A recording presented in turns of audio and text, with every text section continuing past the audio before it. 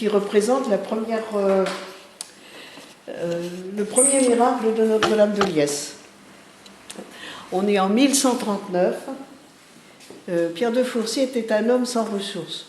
Et pour nourrir sa famille, il allait chercher des provisions dans les réserves de son voisin.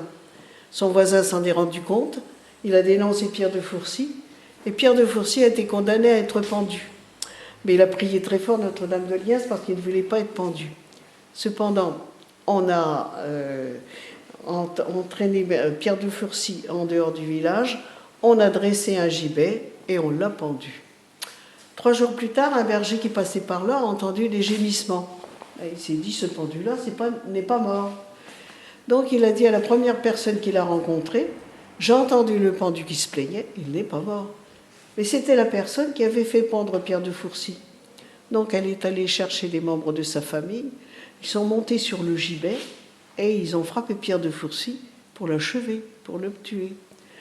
Mais pendant ce temps-là, le berger avait continué son chemin, il est allé trouver le prévôt.